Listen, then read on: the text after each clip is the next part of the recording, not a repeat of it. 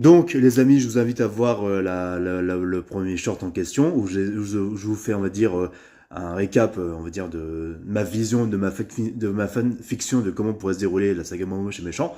Donc voilà. Avouez quand même que l'idée, hein, pour ceux qui ont vu mon short d'avant, je vous invite à aller voir, hein, si vous avez toujours pas vu, hein, revenez après, pour voir ce que je suis en train de faire là. Avouez quand même que mon idée à la base elle est quand même meilleure, hein, que l'arrêté de merde, la Illumination de mes couilles et à ces connards de Yes Man qui se sont succédés.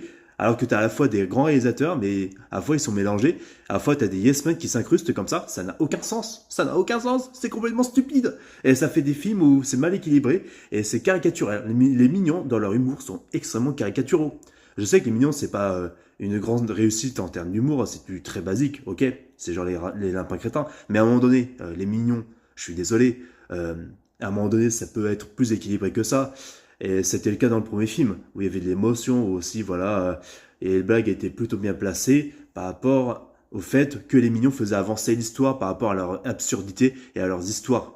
Quand, par exemple, quand il y avait les mignons dans le premier film qui étaient en supermarché, non, il n'empêche, ils avaient trouvé des cadeaux, des trucs, voilà, pour Agnès, voilà, une sorte de petite licorne en paille, un truc comme ça. Voilà, ça faisait avancer l'histoire et leur thématique. Là, je vois, là, je zappe sur le début de Momo chez Méchant 4 sur Netflix, parce que je l'ai pas dit, je zappe ça sur Netflix.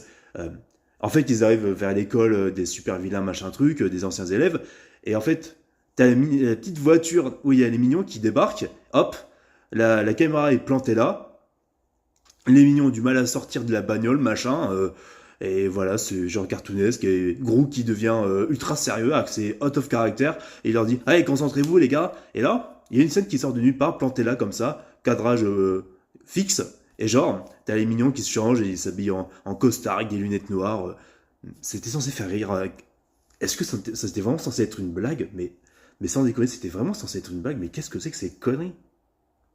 Ça n'a aucun sens. Mais en fait, moi je vous le dis, ce qui est problématique avec la saga, avec les films d'Illumination, c'est que il n'y avait pas cet équilibre forcément avec on garde que les bons réalisateurs sur un film et en fait on dégage les autres yes man, on n'engage pas les yes man. C'est comme une vidéo que j'avais faite il y a longtemps sur l'âge de glace, je vous inviterai à aller la voir, où en fait je critiquais Michael Turner, qui est l'un des réalisateurs qui a pourri la saga de l'âge de glace, surtout avec l'âge de glace 5, qui en fait ne comprenait que le côté humoristique de l'âge de glace, ok, mais il n'était pas canalisé par un meilleur réalisateur. Ce qui fait que dans le 5, il était avec un yes man de merde, dans le cinquième L'Âge de Glace, ce qui fait que L'Âge de Glace 5 a été le pire film de la saga. Hein. C'est tout. Les 4 films L'Âge de Glace étaient exceptionnels, parce qu'il y avait Carlos Saldana, il y avait des Chris Wedge, enfin, bref, vous m'avez compris. Vous voyez le dessin. C'est pareil pour tous les dessins animés et tous les films tout court. Je vous laisserai me dire en commentaire ce que vous avez pensé de tout ça. A plus les gars.